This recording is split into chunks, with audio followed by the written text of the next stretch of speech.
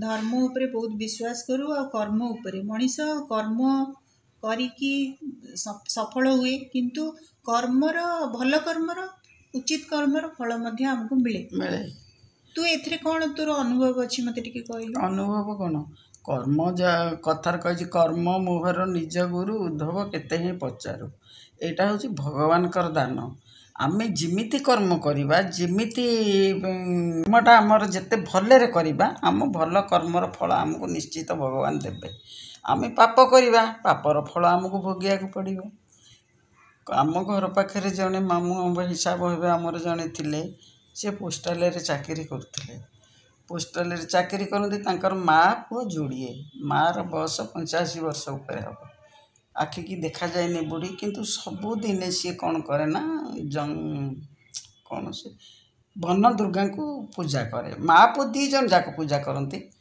किंतु बुढ़ी न पूजा कले सी टिके पानी भी पाटिरे दबनी ता पूर्व जिते बापा बंची थे सी जड़े सन्यासी होते सी भिक मागिकी आनती बुढ़ी कौन करे से भिकरू जी चाउल आनी मुठिए चाउल सी किए आसिले ता दुआरू केबे भिकारी फेरई दिएनी मुठिए चाउल सी रखिपर से तार रोषे करे खाए पीए जहाँ करती बापा मरीगला पर ये चाकरी खंडिया कले ये महा दुर्दांत लोकटा सी माँ को किसी सम्मान तो दे शिखी नथिले मूर्ख जे मूर्खटू आहरी प्रचंड मूर्ख सी असभ्य भाषा गाड़ी दियंती घोषारती मारती 80 वर्षर बुढ़ी की एमती करती किछि दिन पर कौन है बाहरिला पेट बेमारी इमिति पेट को मारे झी राति राति दिन दिन गड़ुवे सेमती बहुत मेडिकल औषध खाइले बहुत ये कले किछि काम को देलानी एमती किछि दिन 2-3 वर्ष गला पर आउ संभाली पारिलेनी से दिन आम घरे बसिक समस्त की कहले मुझे बचा चाहूनी ये कष्ट केते दिन बचे हेटू माँ थी आमर कहला अरे तोर कौन है पैसा पत्र नहीं कि बड़ मेडिकल कौटी देखा भल हो कहले हाँ गाई अच्छी तो अपा मु भावुची गाई की बिकिकी जीवी मेडिकल से दिन गला तापर दिन दुर्गा पूजा छुट्टी थिला से दिन दुर्गा अष्टमी थिला तांको घरे सी दुर्गा पूजा करती सब जिनस पत्र आणिकी थोईदेले सेतिके बेले 4टा बेलू सी पोस्टाल चाकरी करते जड़े लोक कौन तार काम थिला आसला डाकिला सी चली चलिकी बाड़े गुड़े ताला गछ को कईथ गछ था से कईथ गछ मूले छिड़ा होता सहित कथा सियाड़े सियाड़े जाइए बुली बुलिका सी कौन कले जो वन दुर्गा को गोटे चालिया घर थिला से पूजा करती पत्थर मूर्तिटे से चालू गोटे जोत काढ़िले हाथ में जात काढ़ी कांदिले पाखे कांदिले कहले माँ तते एते दिन सेवा करी आसी शेष मत यही दंड ही देलु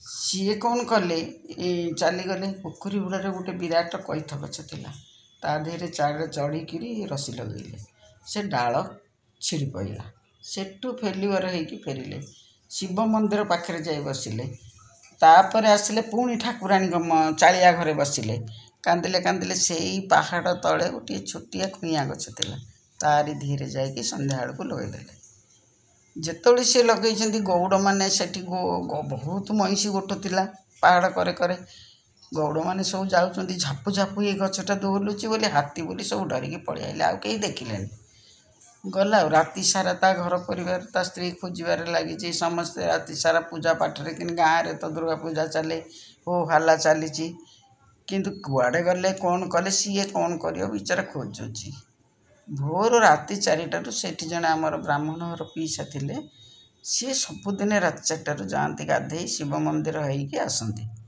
सी से पट को कौन जाइए झाड़ा जाइए कि कौन काम था जाई देखिले सी ओढ़ी आसिकी गाधे राम राम राम राम कही कहीका आइले कौन है समझे पचारे शिवटा रसी देकी मरीगला कि कौटी ना से गछ कइया गछ मिले हेटू लोक जानिले सब धाँ दौड़ कले ता ससुर घर से गाँव में से माने भी गले देखिले कहीं छुईलेनी ताकू से सेमती बढ़ी हेटू आमे से छोट छोट आम भी दौड़ी चलू संगे देखू आम जाई मामू को कौन केमती देखला बेलू झील तो उलियाटी पिंधि ऊपर ओढ़ी चाखेंडे लंबर जीभटा काढ़ी पकई ସେଠୁ ପୋଲିସ ଆସିଲେ ବହୁତ ଡେରିରେ। ପୋଲିସ ଯେ ଗାଳି ଦେଲେ, ତା ଶଳାକୁ ଯେମିତି ଗାଳି ଦେଲେ, ସେ ଚଢ଼ିକିରି କାଟିଲା, ନହେଲେ କେହି ଛୁଁ ନଥିଲେ।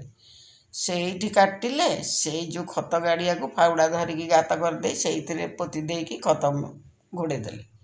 ସେଠି ଯେ 2-4 ଦିନ ଯାଇନି, ରାସ୍ତା ସାରା ଖାଲି ପୋକ, ସାଲୁ ସାଲୁ ବଢ଼ି ଗନ୍ଧ। ଯାଉ ଏରିଆରେ କେହି ଗଲେନି, ଚାଲି ବି ପାରିଲେନି ଲୋକ। ଚାଲି ନ ପାରିଲେ ସିଏ ତଥାପି କଷ୍ଟେ ମଷ୍ଟେ ଯେମିତି ହେଲେ ତ ସୁଧଘରେ ଘରେ ଯେମିତି ତାଙ୍କର ଭାଇମାନେ ଢେଙ୍କାନାଳରେ ଥିଲେ, ଭଲ ଥିଲା ବାଲା ଘର। ସେମାନେ ଗାଡ଼ି ଭର୍ତ୍ତି କରିକି ଜିନିଷ ଧରିକି ଆସିଲେ ସୁଧଘର କରିବେ ବୋଲି। କିଏ ଜଣେ ବି ଗଲେନି, ଜଣେ ବି ପାଣି ଟିକେ ତା ଘରେ ପାଇନାହାନ୍ତି। ସିଏ ତ କାହାକୁ ମୁଠେ ପାଣି ଟିକେ ଦେଇନି ନା, ତେଣୁ ତା କର୍ମଟା ସିଏ ଭୋଗିବ କେମିତି? ଏତେ କୋଉ ବାମୁଣ ଆସିଲେନି, ପାଟି ତୁଣ୍ଡ ଝଗଡ଼ା ଝାଣ୍ଟି। ଆ ଶ୍ୱଶୁର ଘର ତା ଭାଇମାନଙ୍କ ଭିତରେ ଲଢ଼େଇ ଲାଗିଲା। ସେ କ'ଣ କେବେ କାହାକୁ କିଛି ଦିଅନ୍ତିନି? ଦାନ ପୁଣ୍ୟ କିଛି ମାଆକୁ ଯିଏ ଖାଇବାକୁ ଗଣ୍ଡିଏ ଦିଏନି, ସେ ଦାନ ପୁଣ୍ୟ କ'ଣ କରିବ? ଏଠୁ ଲୋକଙ୍କ ସାଙ୍ଗରେ ଭଲ, କିନ୍ତୁ ନିଜ ମା ପ୍ରତି ତ ତାର ବ୍ୟବହାର ବହୁତ ଖରାପ ଥିଲା। ଖାଇବାକୁ ଠିକ୍ସେ ବି ଗଣ୍ଡେ ଦିଏନି। ସିଏ ଗଲା, ସୁଧଘର ତ ହେଲାନି, ଯେ ଯୁଆଡ଼େ ଛିନଛତ୍ର ହେଇକି ଗଲେ। ସିଏ ମରିବାର ଯେଉଁଦିନ 18 ଦିନ ମା ଗଲା, ତାଙ୍କର ମା 85 ବର୍ଷ ବୁଢ଼ୀ। 2 ଦିନ ଜ୍ୱର ହେଲା, ସିଏ ଚାଲିଲା। ପଡ଼ିନି ବେଶୀ ଦିନ ବୁଢ଼ୀ, ମାନେ ଗଲା। ଝିଅ କିଛି ଗୋଟିଏ ଧାନ ମୁଣ୍ଡି ବି ଘରେ ନଥିଲା।